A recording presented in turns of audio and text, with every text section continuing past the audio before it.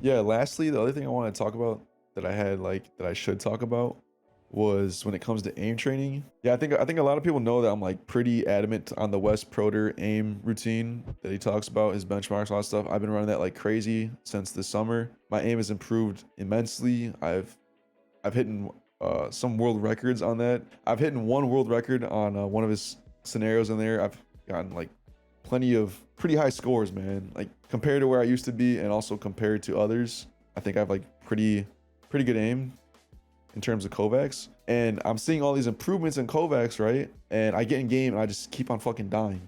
And I'm like, what the hell? Like I have like 99 percentile scores. Why am I dying to you? You know? And I realized this might not happen to everyone. This might not be a common aim error, but I was missing out on a lot of improvement on in-game mechanics that have to do with killing people within Counter-Strike. Like not every kill that you get in the game is going to be like a perfect flick, you know, headshot. I would like a lot of these kills, like a lot of these deaths I would have in game, I like beat on their head. I'm like, why aren't they dead? Like I was literally on their head. And it's because there's more to aiming than just getting on the head and hitting that first shot. Sometimes, you know, counter strafing is an in-game mechanic that matters. I was fucking up my counter strafing. Having second shot accuracy, third shot accuracy, fourth shot accuracy, being able to control bursts, being able to control sprays. A lot of times when you watch this pro play, a lot of times these guys aren't always hitting one taps. They're like missing the first shot and then getting back on the head like that, you know? Spray transfers, just movement in general, playing around objects. Like I was neglecting a lot of these in-game mechanics by only training in kovakks. Another thing too I was missing out was just target recognition, because I was so used to recognizing targets in kovakks of white dots that I was missing out on target recognition of heads within Counter-Strike. And so I get into a fight and just assume that this whole body is the target, when in reality this is the target. Just some subconscious things. There's a lot more that goes into it that I probably can't even discuss because it's so subconscious when it comes to in-game mechanics. But just know that like kovakks isn't going to train all the mechanics that are required to like actually play good.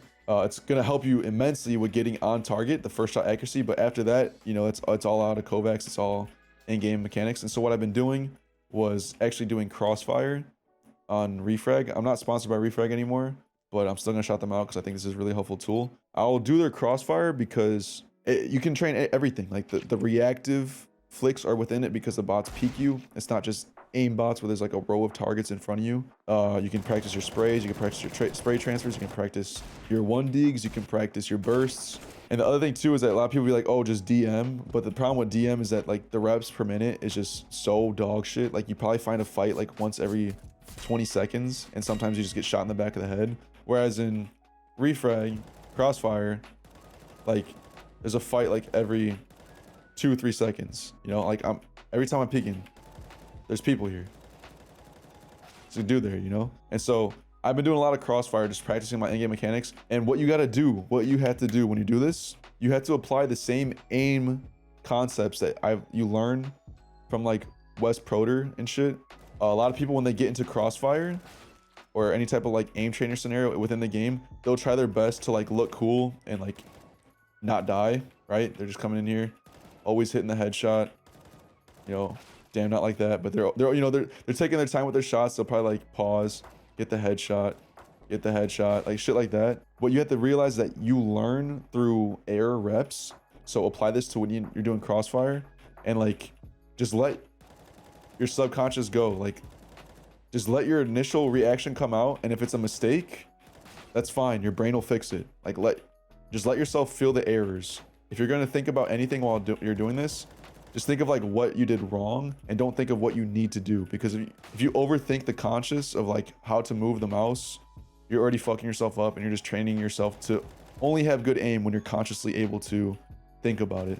You want to have good aim when you're unconscious, so just let your unconscious rip while you're doing these scenarios, and let yourself make the mistakes, and let yourself die. Like if you miss these shots, right, let the bot kill you, because it's frustrating, and the frustration like literally triggers certain chemicals within your brain.